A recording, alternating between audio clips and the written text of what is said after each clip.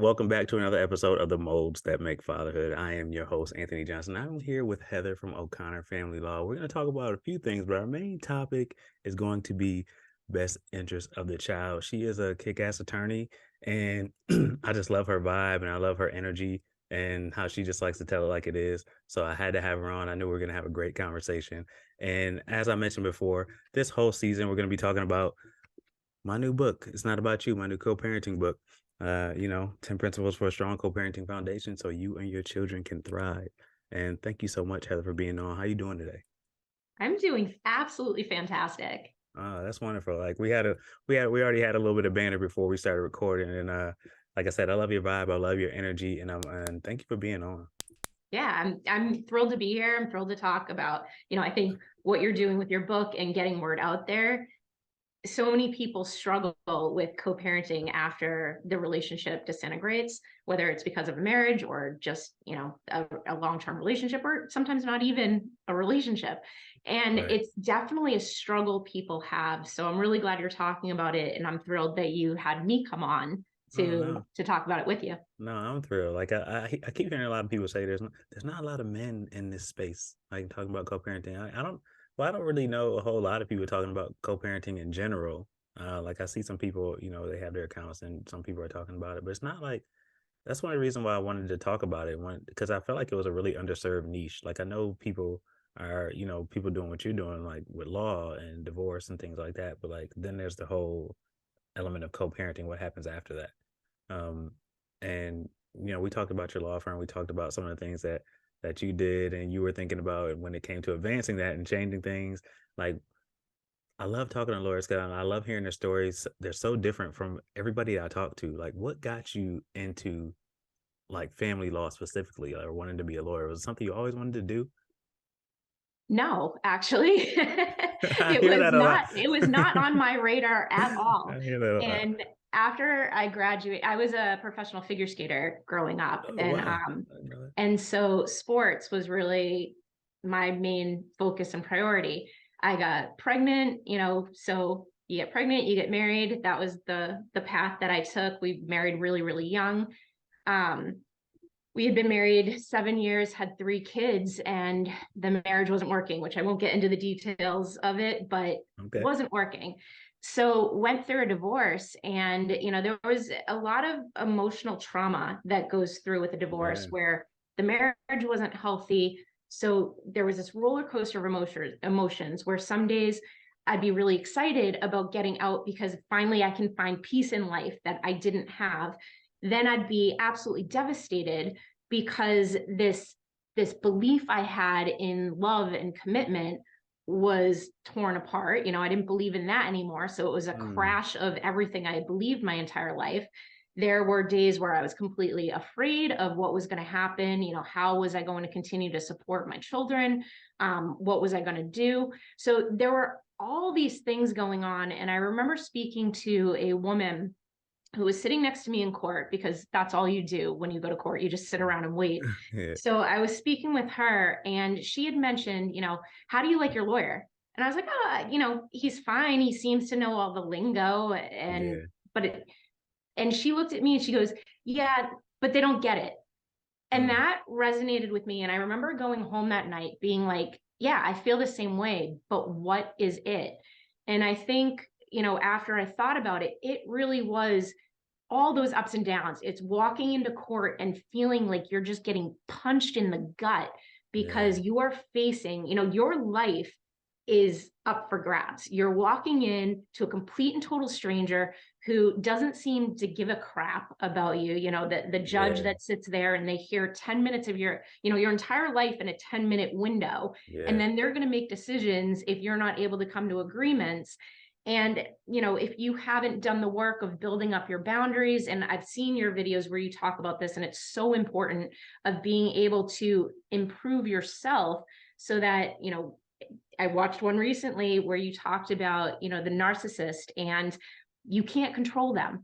But Right. if you don't figure out why they chose you and why you have allowed the patterns to continue, how do you face that in a court hearing where you're being pressured to come to agreements Yeah. without building that? So I looked at the entirety of the situation and I said, I think I can do this better than how I see it happening. And I think divorce, you can pay hundreds of thousands of dollars to get your divorce agreement. But at the end of the day, it's writing on a piece of paper that means crap unless you have done the things for yourself to get you in a better position moving forward. Yeah. And I believe that if that process starts at the same time or before you actually file for divorce, or you're going through the breakup, or you're heading into court, it actually helps your lawyer get a better result as well. Yeah. And so That that's makes how sense. I've built the vision for my firm of bringing all of that together, where it's not just a focus on the legal result, it's a focus of really changing your life. And with that comes changing you. And that's where we built it. That's why I got into it.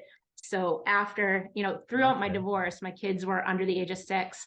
I went community college, then I did undergrad, then I did law school. Then, I did my own career until in 2016, I opened my firm. Okay. So professional figure skater turned lawyer, all right, family Yep. law attorney, and like, I love, I love what you're saying about like you were in it, and then you like, I can do this. Like, I can do this better. Almost like it's like it reminds me of my story. Like when I came, I spent 15 years in the army before I transferred to the Air Force, and I was enlisted for 7 years, and I saw all the officers doing their thing right and making like these what I thought were like bad decisions, and I'm like, Mhm. I can do this better. That's kind of why I wanted to transition from being enlisted to becoming an officer, because I was like, I want to be able to make some decisions. I want to be able to lead these people. I want to be able to, guide, make some of the decisions that affect people's lives. Right. Mhm. And I know we're talking about like we're gonna get into best interest of the child, but I want to talk a little bit more about what you said. If you're, if you can figure out what's getting in your own way, if you can figure out some of your own stuff before you go into this process, that helps you and helps to lead to better outcomes. So how involved are you as a lawyer, like when it comes to of your client's personal growth and development? Is it something you encourage? Is it something you're like hands off, or you just meet them where they are? How do you handle that? Yeah, it's a matter of, we've grown throughout the years. So, I like to think I started off, obviously it was just me, and then we've continued to grow. As we've continued to grow, we've been able to add in different things. We just last year we had a high conflict relationship coach come on board that they can work specifically with the clients, because as much as we have, attorneys come in and we work with them on training them on different ways in order to help someone with their personal development. At the end of the day, you don't want to pay your lawyer to help you with your personal development, because Right. we're charging astronomical prices. And we try to have it be a focus so that everything is forward facing. We're not getting Yeah. stuck in the past. We're always looking at a different perception. How can you look at this differently to help us to settlement? But I think going back, where we are now is different than where I started. And I remember a case that I had, but I think, the underlying issues still continue, where it's a matter of your past is your past. And I honestly believe no one is as bad as their worst mistake.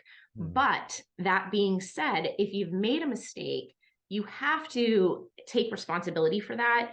And you have to be willing to do the work to put yourself in a better position. Yeah. And so, there's certain cases that we won't take. We Yeah. have a pretty solid intake process where if somebody is just an I don't know if I can swear on your thing, Say but whatever you want. if somebody's an asshole basically and they're not willing to take responsibility for stuff that we hear is probably, either somehow they had responsibility, Right.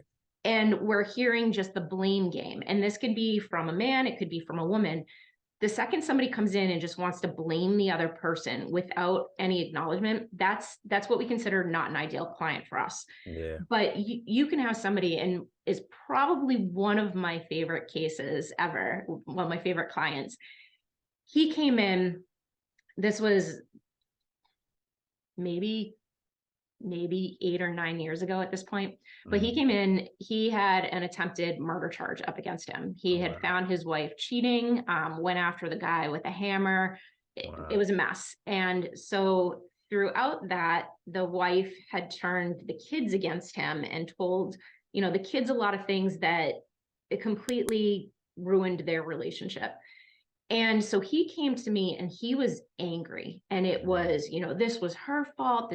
And I remember sitting there going, look, I'm willing to actually take on your case, but not if all you're going to do is blame her. yeah, You had the choice. You got caught up in emotion, but you had a choice. And he took that so serious, and he got himself in therapy. And I remember at one point he was calling me, and I've done a lot of my own therapy through the years. I'm very much into personal development, personal yeah. growth. I talk about it with everybody. Um, and I remember him talking with me, and like we weren't talking law. We were talking about how to change perception. And I remember saying, this would be a lot cheaper if you just call your therapist. Yeah. And he said to me, he goes, yeah, but I think I actually get more out of you than I do my therapist, so I'm just going to keep paying you. Hey, I'll tell you. And that showed me how important it was. But we took this case of this guy who had no relationship with his kids, was angry at the world, and it was, I want to say it was approximately a 3-year process. By the time we went to trial, he walked away with sole legal and physical custody of his kids. He kept the house. She had to pay my attorney fees. The case completely turned around. He's had a great relationship with his children. That's awesome. She's kind of backed out. Um, and that, I can sit here and pat myself in the back and be like, oh, I got him this great legal result. I would not have been able to do that if he didn't do the work on him. And that's why I think it's so important that it goes hand in hand. That's awesome. And I think that's a message that so many people need to hear. Because Mhm. like I could imagine in your line of work and what I do too, like you see the blame game constantly. And it's like, okay, like that's actually like, so in the book there's 10 principles, and the first principle is like identify where you are. Right?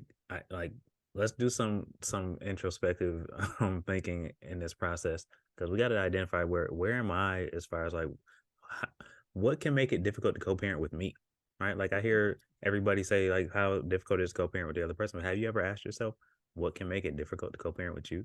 Like, so just things like that. So I love that aspect of your thought process and what you do and how you're helping clients. And it's just like that's why you're in it. That's why you do Yeah. it, right? Like to help people. And so we're gonna I talk more. mean, I'd be lying if I Yeah. was like, I don't care about money. Of course, Oh I yeah, care yeah. about money. Absolutely. But that's not, I honestly believe anything you do in life, if you do it in a way that is right, I think you can make money doing everything, Yeah, absolutely anything. But the reason behind it is because I want to make a better process. I want to make, somebody come through the process and be like, my attorney had my back. They understood what I was going through and I yeah, didn't feel alone. And I think yeah. that's a really, really important aspect within the divorce or custody process. Man, like, because I hear a lot of people say like, I don't feel like my attorney is the exact opposite of what you're saying. Like, I don't feel like my Mhm. attorney really has my back. I feel like maybe like the attorney they're in cahoots with each other, like they're talking behind the scene. Like it's I hear that a lot as well. And Mhm.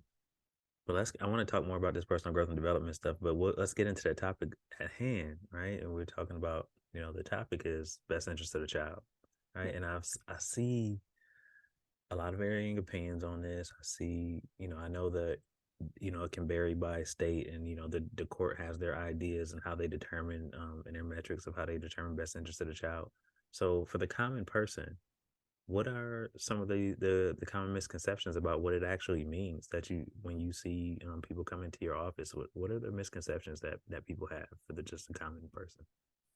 I think one of the biggest ones is this belief that whatever, so let's say I'm the parent and I'm female, so I'm going to pretend I'm mom. Okay. So mom's coming in, and based off of my experience, which may have been very negative with my ex, I have this understanding of what I think is best for my children. Right.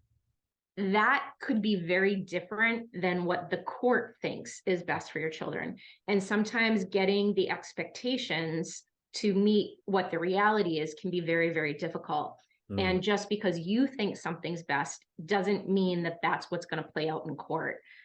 So I think that's kind of one of the biggest ones. It's something we train everyone within our firm to help manage expectations, because you can't just tell somebody coming in, and we hear this from moms. We've heard it from dads, but it's more typical from moms, where they're like, we don't want him to have anything to do with the kids, or at the very most supervised visitation. And it's Mhm. like, no, unless there's some significant occurrence, and I'm not saying there's not in every case, like there are definitely some cases where it's not good for the other parent to be around the children. Yeah. But for the most part, the court is going to want both people to be involved, so long as it can be shown that there's a healthy way to do that. So, but all the time, we get, oh, well, my cousin said that this happened in their case, or, my coworker said this happened in their case, so Yeah. that's what I want.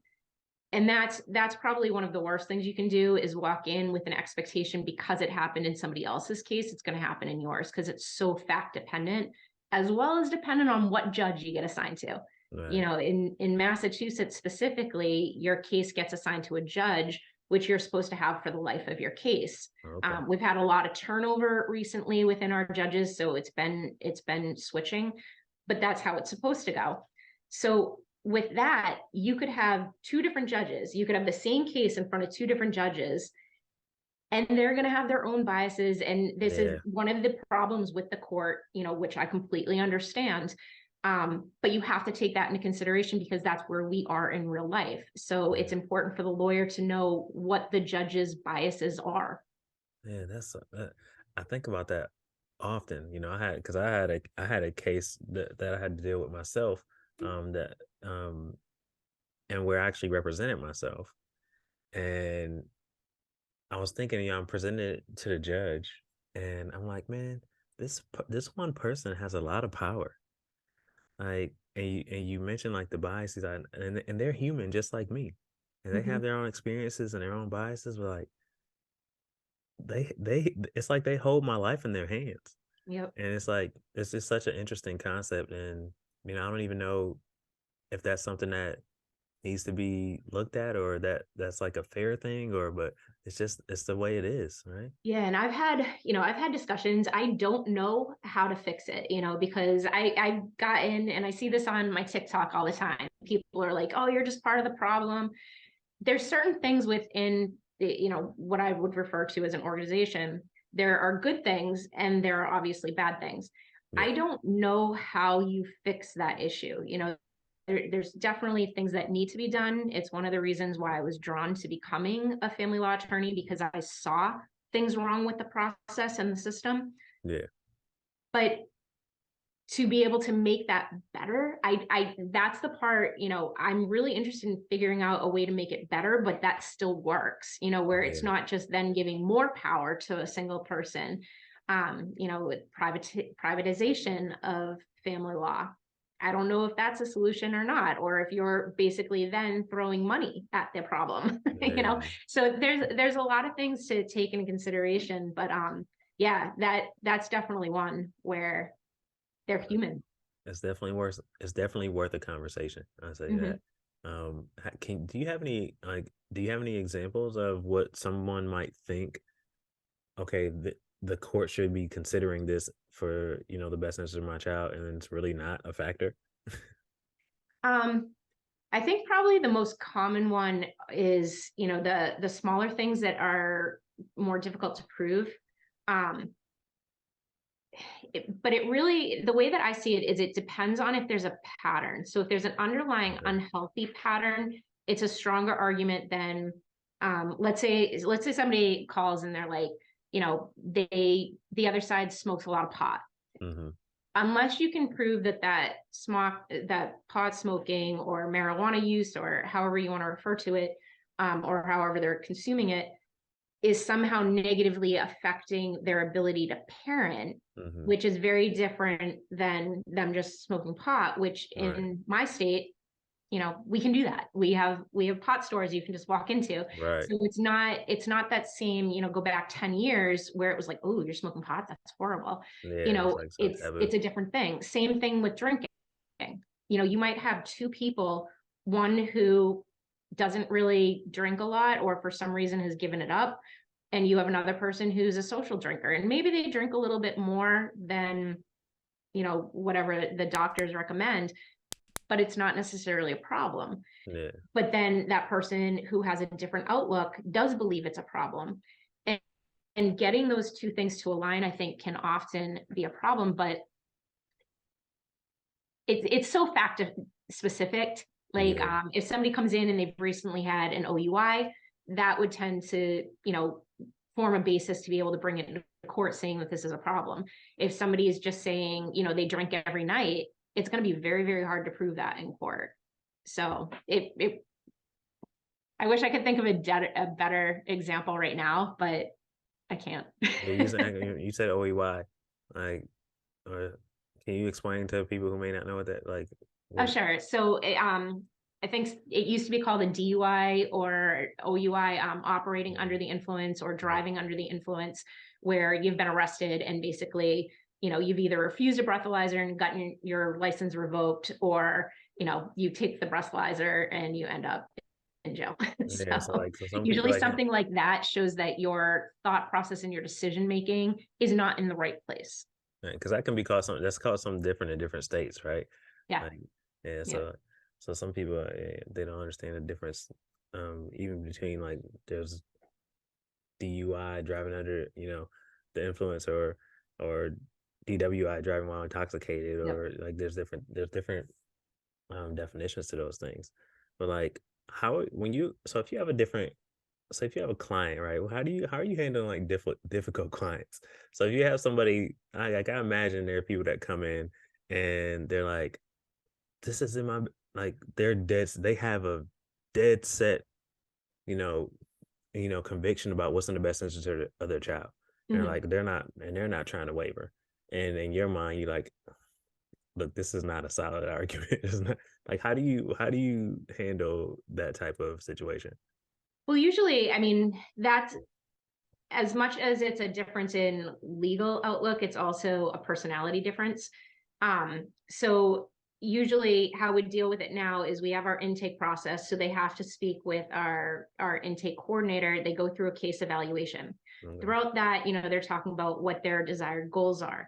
Now, if those goals, and our intake person is not an attorney, but they have enough experience to understand what we're looking for. Right. So then if there's some serious concerns about, what I'm hearing doesn't line up with what they're wanting, usually the first step would be doing an attorney consult, which for our firm is paid. So they basically sit down with an attorney for an hour and they go through, is there anything that we're missing that would substantiate what you're looking for, or is there not? Mm. And we have had people call in, again, this one's more based on women, but we've had women call in and been like, well, the last attorney I spoke with, they said that I should just get a restraining order if I'm concerned about the custody of the kids. That's not something we would ever, if there's a legitimate basis for the restraining order, we might talk about the reasons to get one. But if it's just a strategy, like, that's something we'll never do. And if somebody comes in and that's what they want, we basically X them out right away. Okay.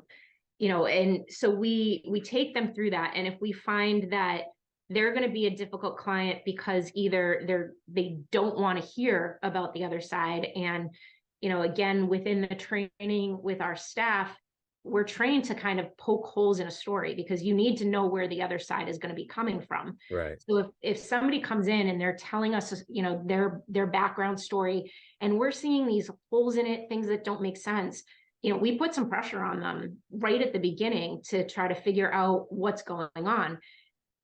And when you get people who don't like that, there's usually a reason they don't like it, because they just want you to say Right. exactly what they want you to say. And they typically won't even hire us. Yeah. So we don't have to worry about that too often. Nice. But we have had some people come through where we have believed their story, and then throughout the case, discovery or whatnot, or just personality conflicts, we see that, hey, our client seems to be the one that is the problem.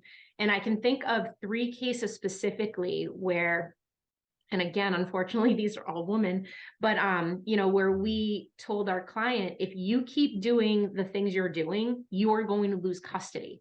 Like, this isn't This isn't, we keep fighting for you to have sole legal and physical. Like, you're going to lose everything. Yeah. And we've been fired because we've told people that. But sure enough, in every single one of those cases, they lost custody. Listen to what the lawyer is telling you. People are stubborn as hell. Like, I'm gonna take I'm gonna sidebar for a second. And so, if you're just listening and you can't see the interview right now, and you're just listening to it, the audio, Heather has a photo behind her, and it's like it looks like a poodle or like a dog or like a something. Oh, that's Pepe. That's Pepe. This I know. That's the other side. And like, where? Tell me about that. I want to know about this because like this must be. Is this one of one of your kids drew this or something or like? I'll put it over here for now. Yeah, so that so I'm in my second marriage, and my children now are all adults. So my youngest is almost 21. Okay. And then I got remarried to a man who has 3 younger children, and we have them half the time, 50% of the time. So that was one of his kids, and I have another one over here. This is me in court. So they drew that for me. Pepe is our dog, and I love penguins. That's so okay. that was me in court. That was a penguin with sunglasses on. So you're cool. So obviously, and it's pink because that's my favorite color. All right. So just for the record, I fuck with anybody who got like random drawings in their background, like their kids and stuff like that. On TikTok. So this one up here, my mom's an amazing artist, and she put this together, and I just loved it. It's very fall, but I keep it up year round. And on TikTok, dope. People have been like, "Is that a charcuterie board?" I'm like, "No, it's art." It really doesn't look. I don't think it looks like it, but I don't think that's what. There's a couple videos I can see where they're coming from. But. Okay, but I think it looks pretty cool. That's awesome, man, that your mom did that. So I just wanted to point that out, and it made me forget my next question. But I know something that I did want to ask you. It's about your thought process from kind of when you started your journey as a lawyer till now. Like when it comes to, if we're gonna stay on topic, when it comes to best interest of the child, and you can add anything really in here. Is there anything that you believed when you first became a lawyer that has changed over time, like about how you thought things should be, and even if when it came to best interest of the child, just in general, when it comes to like this family law, something you believed as a lawyer, like really, like it maybe even really firm in your convictions, and like this over time as you've seen how stuff really works, you're like, you know what, my opinion about that has changed. Yeah, I think 2 things. One was based on my own experience. I thought I was going to be doing a lot more like domestic violence work, representing the person who has been abused a lot more. And what I found, and I've been attacked from both sides for this, but what I've found is that there is so much strategy that goes on of people abusing the system and claiming abuse when they shouldn't be claiming abuse, or misconstruing facts, or taking like a little glimpse of something that happened and exploding it into something to be able to get, that black mark where if you walk into court with a restraining order and you then go to family court, you have an upper hand, and there's no doubt about that.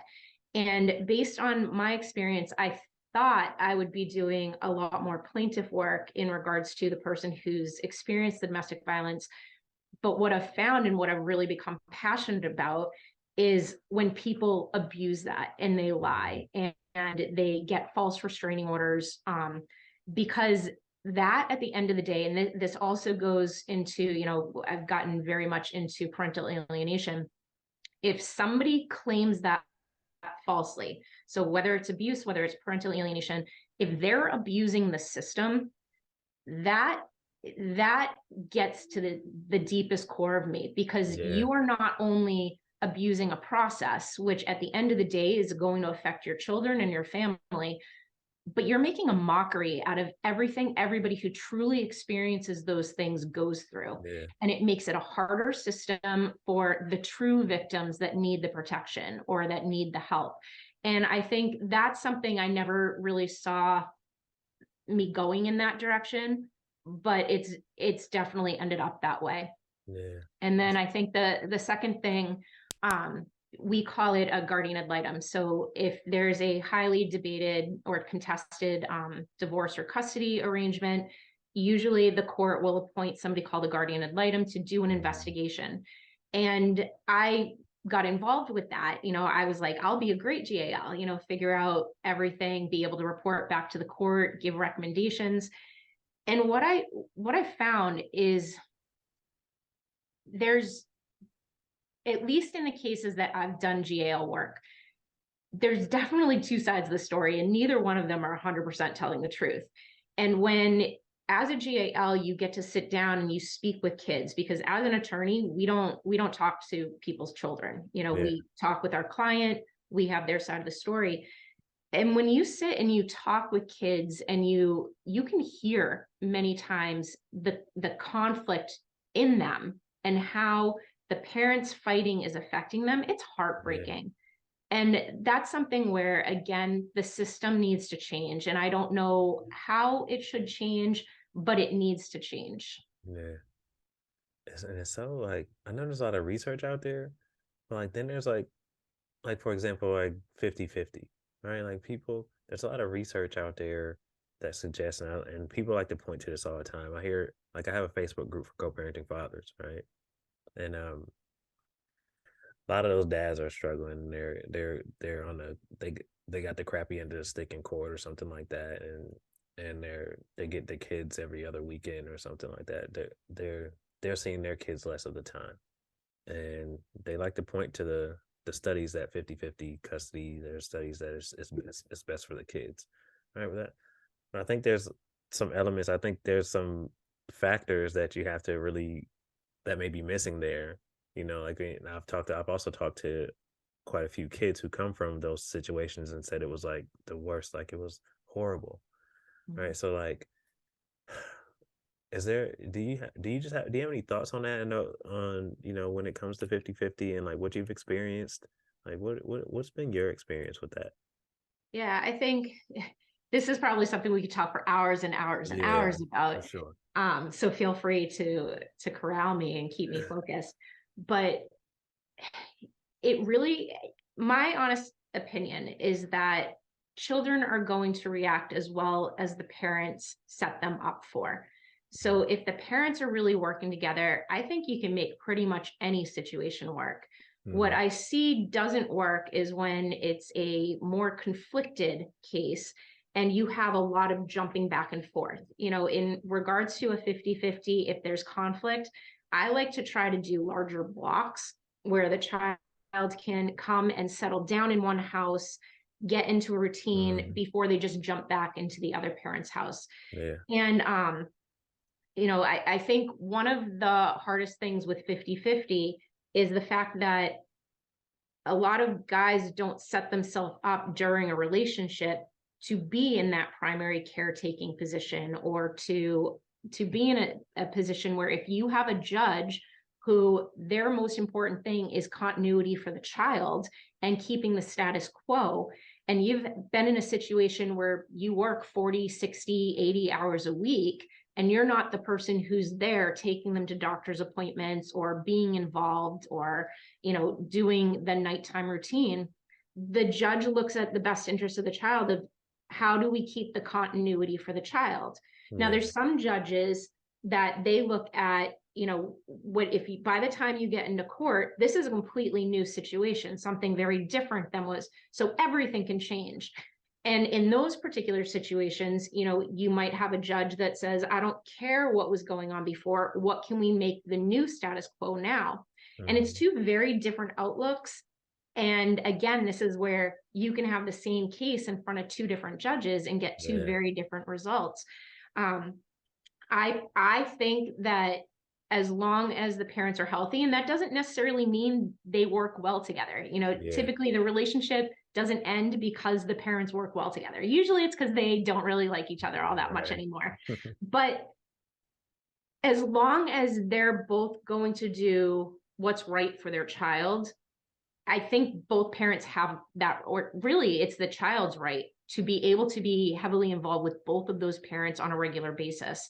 And when people start looking, one of the things that we kind of look at when people are calling in, do they refer to the children as my children? Are these Yeah, my children? This is my kid, this is my daughter, this is my yeah, son. Um, there's points in conversation where that's okay, but if it's a possessive yeah, outlook of this is my child and nobody's taking that from me or telling me what to do, that's a person problem. right. And that spills out on your kids, which isn't healthy for them. So those are kind of again, I could talk on this subject for Yeah, for hours and sure. hours. Yeah, it's such a nuanced topic, right? Because it's really is every situation just has its own, different elements to it, and you could based on your situation, maybe 50-50 is best, maybe it's not. Mhm. Maybe like you said, like a longer term, longer time so the kids could get settled. I like that. But then it depends on how healthy are the parents. Like there's so many different factors that you can put into the pot to determine whether or not it's best. Yeah, and Um, I think when you're really going to start to see a change, and I think that I consider at least the courts in Massachusetts, the majority of courts, or the majority of judges, I think are fine with 50-50 if the case lines up. If somebody's been abusive, again, this is where the false allegations often come in. But mhm, if somebody has truly been abusive, they're probably not going to get 50-50. right. But the other issue is their work schedule and where they work, where they live, where they move to. Yeah. And a lot of times when two parents are together, they're making decisions based on best for the family. Right. And usually that comes down to one person working more than the other person because the other person is more of that caretaker. They're the ones that have to call out if the child's homesick. They're Yeah. the ones that have to leave their work in order to go pick the kid up from school if for some reason there's disciplinary action and they have to leave. They're the ones, it usually falls to one person while the other person still takes on that breadwinning role. And I think sometimes, you see those roles changing. I know plenty of dads who have become stay-at-home dads. Yeah. But when you're putting yourself in that position and then trying to go back and say, well, yeah, that's what we did while we were together, but now I want 50-50. The question is, can you do it?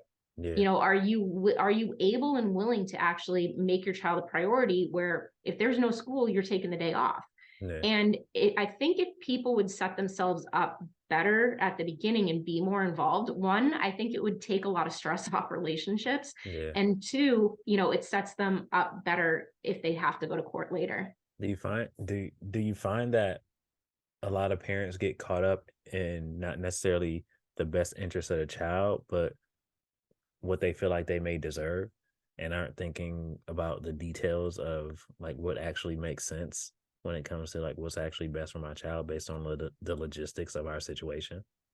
Yeah, and I think this really is person to person. I Mhm. don't think there's a one answer across the board. I've seen people come in who have been that primary caretaker and they're like, yeah, they want 50-50. And, how do we make it work? Yeah. We both want to make sure that we're active in their lives. And that's the outlook they have. Then we have other people who come in and they've been in that primary care position and they're like, no, like this is what I've been. This is what I'm going to continue doing. Right. I don't want to have to go get a job. My job is my children. And that can be very difficult in and of itself as well, because the court doesn't always look at it that way. Yeah. Yeah, Yeah. you have to have a really good, the younger the children are, the more likely the court is going to allow that type of situation to continue, especially with how expensive daycare is. But for the most part, both parents are going to be considered to be Yeah. able and willing to take care of their kids. We've also had, parents who they're not able to do anything else but every other weekend, and they know it, and they come in Yeah. and they're great parents, but their work schedule just doesn't allow it, and they're like, Yeah. I can't do it. Like I just know that, so why am I going to fight over something I can't even have? Yeah, that's tough. But it's good that if you can recognize that and accept it, like to not make things more difficult than they have to be. Right. Are there, do you, But I think I just want to throw a caveat out here go ahead. because custody, anything related to the child, and I'm licensed in Massachusetts and Rhode Island. That's where I practice. That's the only place I can give legal advice.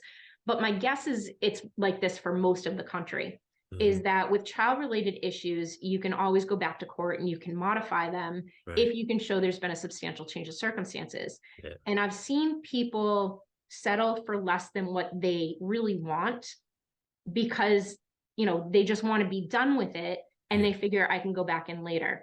Mm. Although that is true, it can sometimes be very, very difficult to change something you previously agreed to. Right. So if you're going in and let's say you're a dad and you want 50-50, make sure you're really pushing for that at the beginning and not settling for less. And if you don't feel your attorney has your back or has significant reasons to give you advice, or the advice that they're giving, or you're feeling pressured, get a different attorney, like Yeah. quickly. Yeah. I like that. Um, when it comes to like men, I know you mentioned like there was a case where you mentioned like mostly this is happening with women. You said something to that effect earlier. Do you do you find that there are some commonalities between like when it comes to best interest of the child and like the belief system between like men and women? Like are there some like basically, yeah, are there some commonalities that you find like men believe this when it comes to best interest of the child? Most women believe this. Like what are you seeing in your experience? I mean, I think this is the long term, moms, the second, my mind's going like 17 different directions right now, so I gotta corral it. Uh, But there was recently a situation that happened around here where the mom murdered her young children. oh wow. And that's one of those things that, as a mother, I think the majority of people look at, as soon as you have a baby, you have that maternal instinct where Mhm. your life is going and everything you're going to do is focused on those children. And I think for many people, that's true. Yeah. But there's going to be people, whether it's because they never created that bond, maybe there's psychological issues, maybe there's substance abuse issues. There are going to be people for one reason or another that don't fit that mold. Right. But I think for the majority, moms do get, a lot more leeway because they're expected to be the one who always does what's best for their kids because they're Mm, the protector. Whereas the mm, dad is more of the security and he's the one who's supposed to, provide, but they're not as emotional.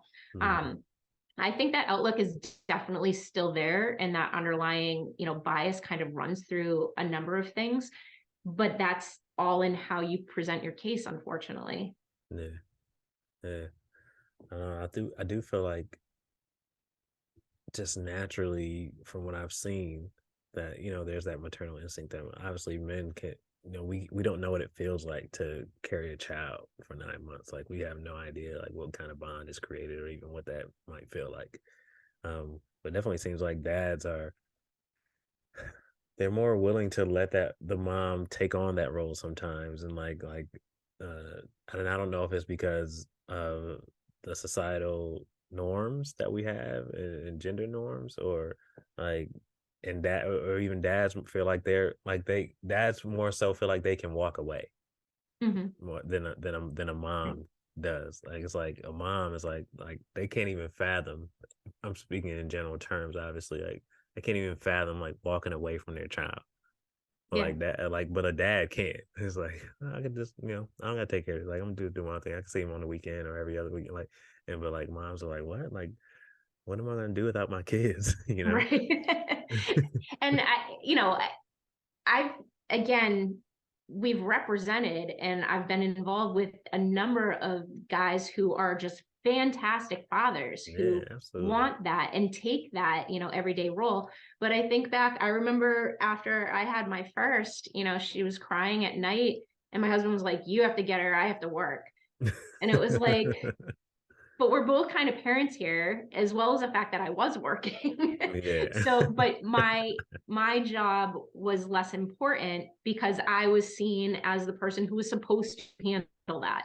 And I think that's still, I think it kind of goes with the gender role. It kind of goes with the fact that, you know, they can't lose their, and that's where, again, the flexibility of a lot of people have to look for flexible jobs if they're the primary Yeah. care parent, because they're the one who's expected to take the time off of work.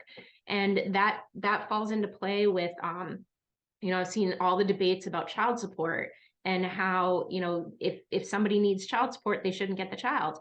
But if during your relationship or during your marriage, you've put the other person in a position where they can't work that same job because their focus is on the child, that's not fair either. Yeah, it's not fair. I feel like that's such a ridiculous argument. It's such it's such a ridiculous argument. That you can't just boil down to that one statement. That's ridiculous. Yeah, but I think a lot of people that's what happens though with the internet and social media, and like people make these arguments online, and like people just say things, Mhm. and it's like, can you explain in detail why you think that? Or like it's just like, but you'll get so many people who will get on board with that statement too, like, and just they'll love it, and they're like, yeah, I agree, but like really haven't thought through what it means to agree with a statement like that. Well, and it just speaking the social media route, like you never know what's true. And I've seen this play out in a number of cases, which I can't discuss, you know, and I can't even come back and say anything because of confidentiality Right. purposes. But we've had cases where evidence, everything shows that the other parent is basically a piece of crap Hmm. and should not have the kids. And they go out and they create this whole GoFundMe with this sad story of, you know, how they're I've being seen that. taken advantage of and everything's wrong and everybody's against them. And they raise, I've seen people raise quite a bit of money, and I'm sitting there like, you are a liar. But you know, I've you're seen not that. always getting the full truth. And sometimes you're not even getting any truth in Right. regards to things that happen online. That's yeah, man, that's so true. I've seen that. It's crazy. Yeah, people can say whatever they want. They Yeah. can say whatever, and some people are really good at it. They're good at painting a narrative and this story of what they want people to believe. Um, so I want to be mindful of your time, but I do have a couple more questions for you. Sure. Um, what do you think? I know we talked about earlier. We talked about judges in the system and how there's certain things that may need to be reevaluated and possibly changed. But that's like that would be a huge undertaking, right? What are some immediate things that you think like that are feasible to be adjusted and that need to be changed when we're talking about, like I said, it could be on a topic of best interest of the child and how the courts operate, and they determine that, or just with the legal system, the family court system in general. What are some things that you, in your eyes, need some adjusting and could use some work? I think one of the biggest things is the fact, it's an ethical thing where if the other side is acting inappropriately, and we know of attorneys that will just run up bills, you know, they come in and it's a scorch the earth, we got to fight everything, we can't talk, we can't discuss, this is us against you. And they come in and there's certain attorneys that if I see their name on the other side, I have to say to my client, this is going to be very expensive, Hmm. because they're going to play the game, they're going to throw everything at you, and then they have to make the decision of whether they want to still move forward with us or not. But when those things are happening and you know the other side is not acting appropriately, there's there's an ethics, again, at least in Massachusetts, where if I go and I complain to the BBO and say this attorney is acting unethically, that can actually be a strike against me, Hmm. because they'll look at that as, oh, now I'm trying to play a strategy game to Yeah, get the other that's tough. side in trouble. And that, I think, is something that really needs to be reevaluated soon, because it's not the issues, you know, we deal with every issue you can imagine. Like if you've seen it on Jerry Springer, if you've seen it on Oprah, if you've seen it on Maury Yeah, Povich, we deal with it. yeah, So the issues aren't the problem, our clients aren't the problem. You can have a high emotional mhm, client, that's expected. yeah. But when you're dealing with an attorney on the other side who it's about getting a result with, and I don't even know how to describe it, but I wanted to quit my job Mm, because of attorneys on the other side. And they can make the practice incredibly difficult. They can make the process not fair. Um, and there's nothing you can do, you know. And mm, I think that if I could change one thing immediately, that would be what it was, that attorneys would be held responsible. mm. I like that. That it needs to happen. Like, cause I know there are people are abusing the system, and they're taking advantage of people. And you know, what can you do about it, right? Like, and who's talking about it?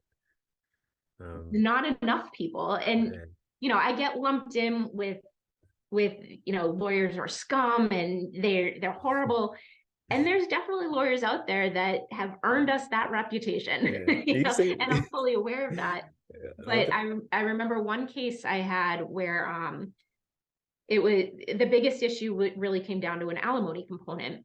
And the other side was adamant that her client, I was representing the husband in this one, mm, her client was going to get X amount of dollars. I couldn't justify it, so I couldn't agree to it. My yeah, client was like that. I can't afford to continue living if I'm having to pay out that money. right, So what ended up happening is the wife and the husband would sit down and they'd talk together, and they'd come up with things that they would actually agree to, and then mm, they'd bring it to us, and her attorney would be like, no, that's not what you're doing. They yeah, even went to mediation, completely separate, lawyers not involved. They went to mediation. They came out with a full agreement. We went into court, and the attorney said to her client, if you think you're going to sign that, you have to fire me first. And so my that's client came to ridiculous, me and he's like, I don't know what to like. We have an agreement.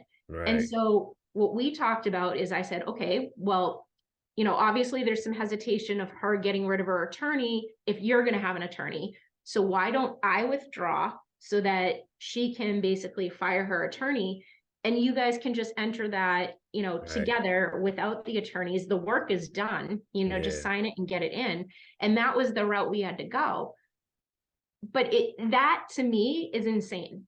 It's yeah, insane. it's so insane, and that's one of the reasons why, like, I feel like I was drawn to you and wanted to chat with you because it seems like it's somebody who believes in you believe in the ethics of all this, and doing the right thing, and like you're also, like you said, you believe you really are you love personal growth and development, and so you've done some work on yourself, and which is another thing I like about you because you're able to. It seems like you take criticism and like you take the shots pretty well.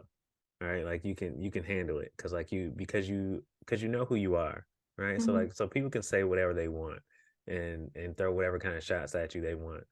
It doesn't it's not gonna mess with you, right? It's not gonna sway you because you know who you are. Well, and I And think it's a matter of you take I mean, there's certain things people say that I'm just like, thank God I have thick skin, because I can totally see how if you weren't sure of yourself, how some of the comments would completely destroy you.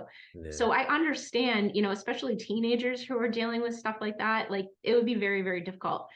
But I always also look at, is there any truth to what's being said? Is there mhm, anything that maybe I should look at something a little bit differently? And what that does yeah, is it either reaffirms my belief and I say, no, I'm right. Like, yeah, I'm going to keep doing what I'm doing. Or sometimes you can utilize that to say, maybe there is a different way of looking at it. And I've gotten so involved and hung up on what I think is right that I'm not mhm, seeing something else. So I think whenever there's criticism, there's always something to be learned about, whether that's reaffirming where you were previously or maybe opening your eyes to something else. So I appreciate the criticism. I don't yeah. always like it. Hey. But I love what you said though, and I think people should take that same mindset into if they're going through this kind of battle and court custody, whatever. Like when it comes to the best interest of their child, like if somebody has something to say that's in opposition to what I think or what I believe, then at least I can either do some research and reaffirm what I believe, or I can like reconsider and I Yeah. can reevaluate how I think about this, and maybe there's another way to look at it. And I think everybody should have that mindset when you're dealing with anything really. Like, Hmm. please challenge my beliefs, please, Hmm. because I want to, I want to know, I'm about growth, I'm about improvement. Um, I'm open to suggestions and opinions, but like I'm not gonna be ruled by them. Right? Yeah. Yeah, yeah. So, all right. So last thing, well, last two things. One, since you are like really big on personal growth and development, do you have any books or like podcasts or that you like say, man, I really love this podcast, I really love this book, or that when people like ask you for a book recommendation or anything, you're like, man, this is what comes to mind. And Yeah. give me that So first. I'm actually very big into Tony Robbins. I know he's had his issues, but I've gone to a number of his conferences. I've Mhm. done, I've walked across the fire, and Oh, it's a matter of and I think for any of the personal growth issues, it's a matter of being around the energy of other people who are really looking forward to improving their life. yeah, And so there's a lot of great things, that so many different people utilize. And YouTube, you can get so much of that for free. mm, You can just go on and you can search a name. Usually there's other suggestions that come up. I listen to a ton of TED Talks, because personal development isn't always just about, the way you think, but it's also educating yourself in other areas of things yeah, that you might not think about that make you think a little bit differently. yeah, So anything like that, I think is great. Anybody that I use for business coaching, usually I'm looking for people who are also, you know, understand you can only do as well with the business as you are with yourself. right, And I'm always specifically looking for people who will bring it back to, what does this mean for you? Like, what's your why? Why are you doing this? What is the purpose underneath it? Because if you're just acting, you're not living. yeah. Yeah, I love that. I'm the type of person where some of the best books that I've read, they came from other people. Like they were something that I wouldn't have read on my own. Like so if I'm traveling or something and I see like a book sticking out of somebody's purse or something like that, I'll write it down and I'll read it. Like because it'd be something that I wouldn't have picked up on my own. Or I Yeah. see somebody reading a book and I'm like, let me write that down. Let me check it out. And so I love that. And so like I like to end with like a kind of a cliche question. It's like, so if we're on the topic of best interest of the child and you have somebody that's going through this or going to go through this or been through it, um what's the nugget, what's the like the big nugget you want to leave with people when it comes to how they should think, and just maybe shifting some perspectives about best interest of the child when it comes to dealing with these situations in court. I mean, I think, I want to try to sound like really wise, but I think it's a matter of not relying so much on the legal outcome. Mm, It really comes down to, what got me here? What can I do to change it? How do I take responsibility for where I am so that I can deal with all the future challenges? That I can handle them in the right way that isn't going to negatively affect me or negatively affect my children. And I think if people started looking at it more of, this is a growth opportunity rather than, I need to keep things and keep them under my control, I mm, think people would find that they have, one, a better experience, and two, a better outcome. mm. I love that. I love that. You said you're in Massachusetts and Delaware, right? You have people Massachusetts practice. and Rhode Island. Rhode Island? Okay. Yep. Massachusetts and Rhode Smallest Island. state, smallest Listen, state in the US. Heather, I appreciate you so much for taking the time to have this conversation with me. Um, we'll have to chat more in the future about things and just like, collaborate wherever we can. And if you are looking for a lawyer in Massachusetts or Rhode Island, and you're looking for an ethical lawyer who's going to tell you like it is, reach out to Heather at O'Connor Family Law. Tell them where they can find you. Yeah, if you jump on our website, familylawma.com, that has a bunch of information. We try to keep it very educational, even if people don't hire us, that they can still get, good information that they can utilize in their case. You can find us on TikTok or Instagram, O'Connor Family Law. I think our Facebook is the same. So any of those places, you know, Yeah, and I'll put all your information in the podcast notes, and you'll be able to find her, all the links and everything like that. And if you want to check out my book, It's Not About You, you can find it on Amazon, Barnes and Noble, Books a Million, everywhere. And I'll be interested to hear, like, these are the foundational principles, but I want to hear people's feedback and what we can do, how we can go deeper in the next one. And this has been another episode of The Molds That Make Fatherhood. Thank you for listening, and thank you, Heather, for being here. thank you so much for having me. It was fun.